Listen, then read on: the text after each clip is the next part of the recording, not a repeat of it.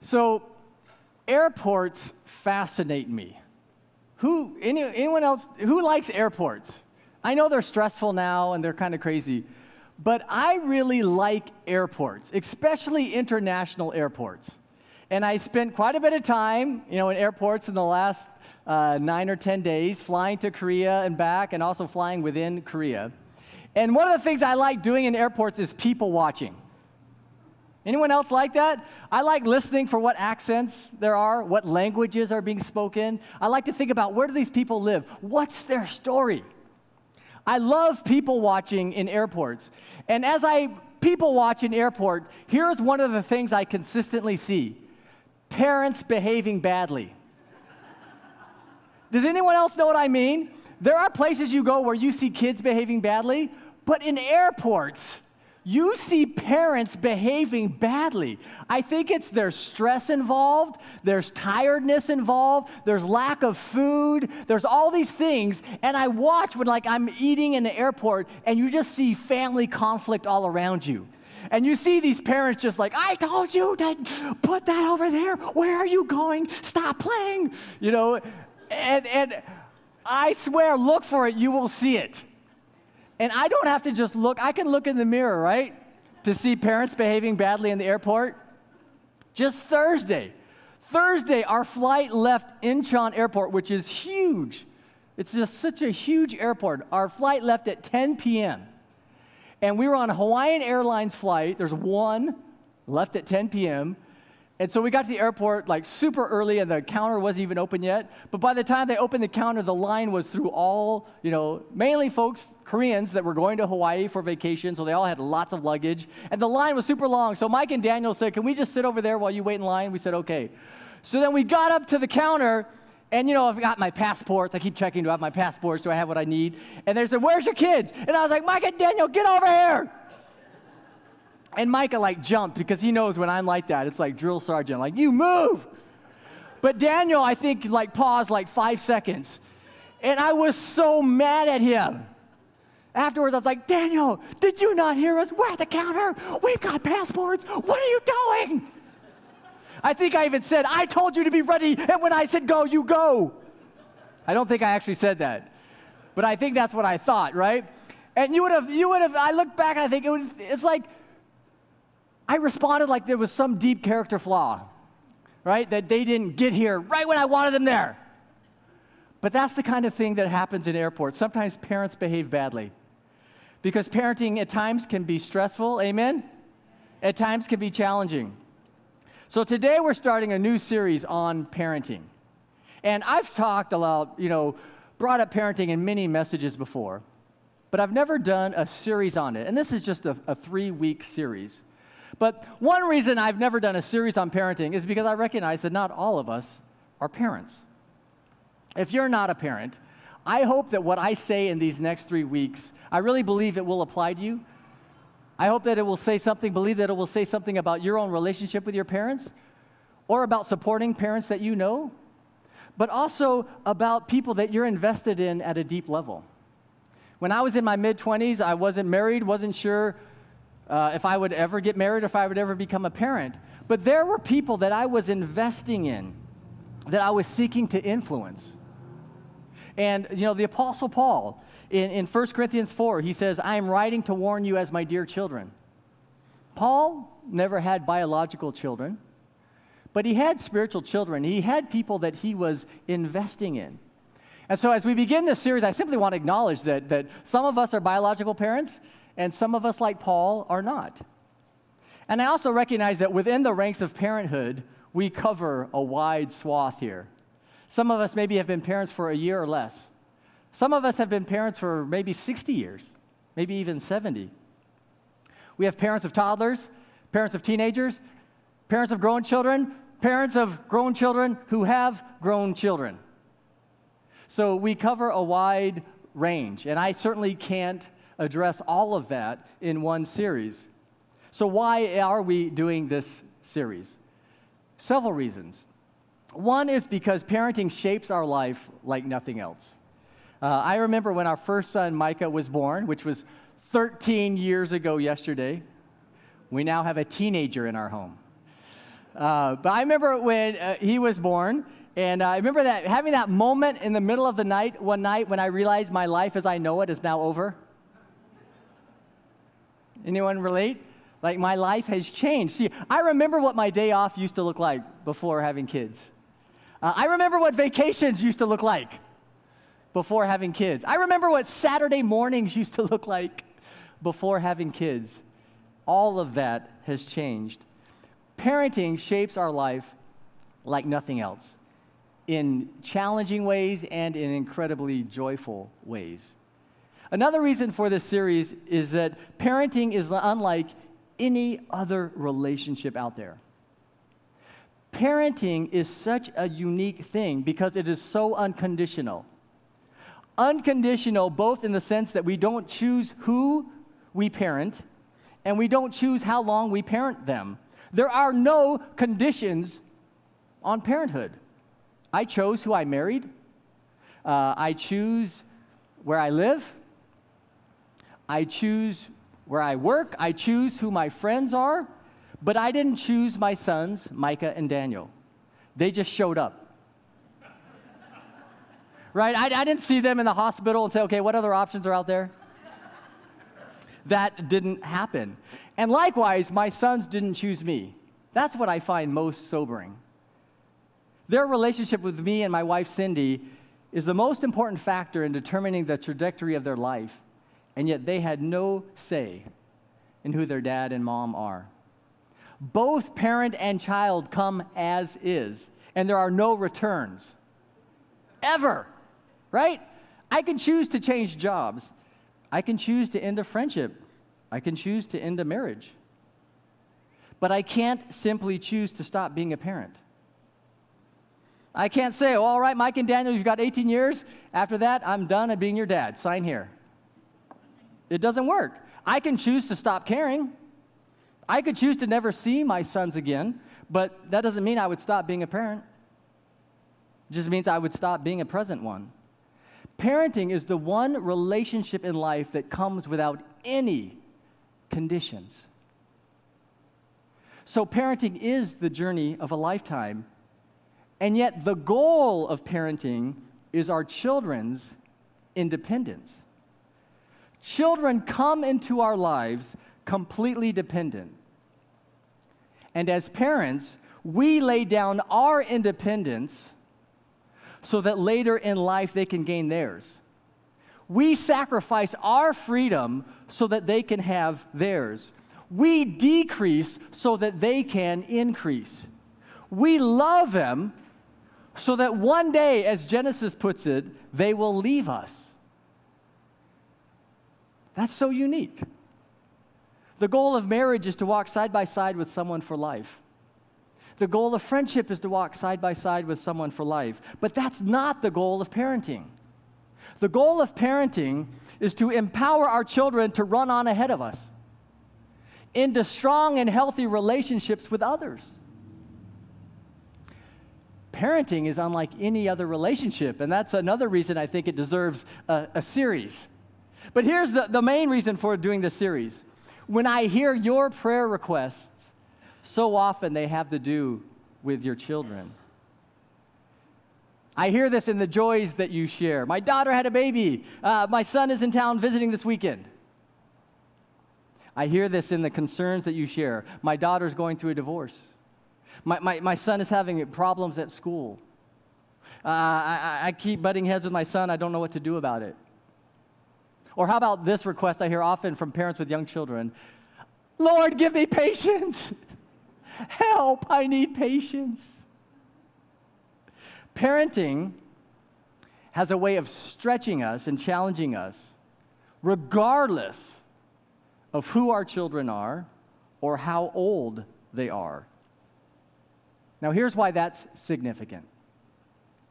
The goal of the Christian life is to be formed, conformed, transformed into the image of Jesus Christ, to become more like him, to look like him, to have his character. That's our goal. That's what we mean by spiritual formation. That's what we mean by sanctification.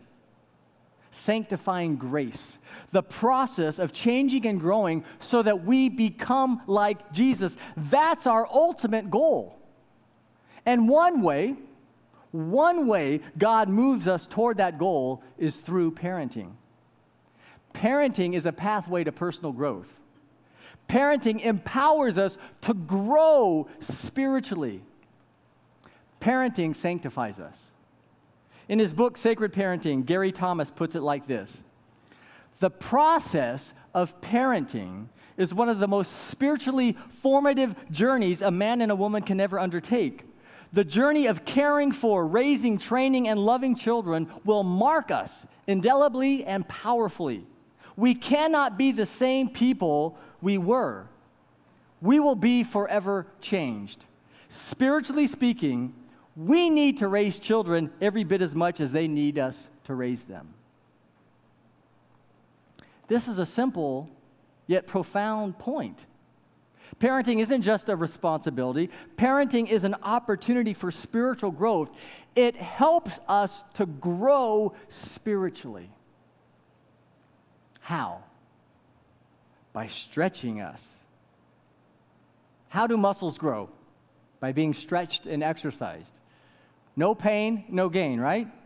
You work out, you grow stronger. The same is true of our spiritual muscles. And parenting gives us an incredible workout. Parenting can be tough, right? Anyone agree with that? Parenting can be tough? Whether your kids are 2 or 52, parenting can be tough. But from a Christian perspective, that is a good thing because the struggle itself can help us become more like Christ and grow closer to God. Parenting isn't just about our children's growth, it's about our growth. So how does parenting stretch us? It shows us our limits. Parenting requires more than we have. It reminds us that we are not God. It reminds us that we need God. It also shows us our flaws. It shows us our rough edges. It shows us where we need to grow. Now, in Galatians 5, as we heard this morning, the Apostle Paul lists out the fruit of the Spirit. Just going to show you that one more time. I know many of you are aware of this list. But Paul writes that the fruit of the Spirit is love, joy, peace, patience, kindness, goodness, faithfulness, gentleness, and self-control. Do these reflect you? See, our goal is to have a Christ-like character. And that's what the fruit of the Spirit is. Jesus was marked by the qualities of love, joy, peace, patience, kindness, goodness, faithfulness, gentleness, and self-control. Now, am I? You can ask Cindy that. But I thought I was until I became a parent. Anyone else relate to that? Parenting has taught me so much about my need to grow in patience, gentleness, self-control. I could go on. Parenting shows us our flaws, and it shows us our limits. And in this way, it's a great motivator and instructor for prayer. If we're willing to accept our limits and flaws, parenting drives us to our knees, crying out to God, help. Not just help my children, but help me. Help me become more like Jesus. Help me grow up spiritually.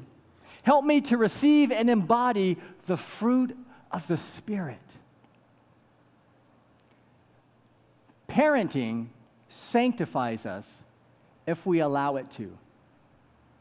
That's a big if. This sanctification or spiritual formation doesn't happen automatically. It doesn't happen by default. It happens when we take in our experiences as a parent and reflect on them and learn from them, when we open ourselves up to God and say, what are you teaching me through parenting? How are you using parenting to shape me and transform me? It's a really important question to ask. In 2 Corinthians 7:1, Paul writes this: "Therefore, since we have these promises, dear friends, let us purify ourselves from everything that contaminates body and spirit, perfecting holiness out of reverence for God." This verse is about sanctification, about purifying ourselves, about perfecting holiness, which is a notion John Wesley, the founder of the Methodist Church, loved. Perfecting holiness. We are called in this verse to purify ourselves, not our children, to purify ourselves. We are called to perfect holiness, which means we're called to pursue spiritual maturity in an ongoing basis. Why? What's the motivation for doing so here? Out of reverence for God. God is the motivation. And if I see parenting as a means of purifying myself, as a means of growing spiritually, then parenting is less about how my kids respond to me and more about how I respond to God. And that's a huge difference. If I see parenting as a means of growing spiritually, then I'm able to turn from child-centered parenting to God-centered parenting. Let me explain what I mean by the difference between those two: child-centered parenting and God-centered parenting. Let me explain by an example from my own life. I don't know, maybe like a month or two ago, Micah forgot something, which is pretty common. And so he sent me a text and said, "Dad, I forgot this. Can you bring it to me?" I was like, oh my gosh, I have a life too. I have a job. I am not just a shuttle service. Why did you forget this? But okay, I'll bring it to you. So I went out of my way, brought him the thing, and then he actually ended up in the car with me, and we were driving along. And as we were driving along, I asked him a few questions because I wanted to connect with him because he's my son, right? He's given me these one-word answers like I'm interrogating him. And I got so frustrated with him. And at one point I even said, "I go out of my way to run this errand for you, and this is how you respond. Well, next time, why don't you just forget about it?" Very mature. Very mature on my part. I'm sure none of you have ever acted like that. So that is exhibit A of a response from child-centered parenting. See, as Gary Thomas explains it, child-centered parents act nicely toward their children when their children act nicely toward them. A child-centered parent goes out of her way as long as her children appreciate her sacrifice. A child-centered parent bases his or her actions on the kid's response. God-centered parenting comes from a different motivation. A God-centered parent acts out of reverence for God. In God-centered parenting, I do what God has called me to do as a parent: serve, engage, love, discipline. I do what God has called me to do as a parent out of reverence for God. I do what God has called me to do as a parent regardless of my kid's response. God provides the motivation, and that makes all the difference in the world. When I'm able to parent out of reverence for God, when my own spiritual formation drives my parenting, here's what happens. I discover new meaning and purpose in each stage of parenting, especially the tough ones. And that new meaning and purpose has to do with who I am becoming. The most important thing in life isn't what we do. It's who we become. And parenting is a lifelong journey through which God shapes who we are becoming. Parenting is a sacred journey through which God purifies us and forms us into the image of Jesus Christ.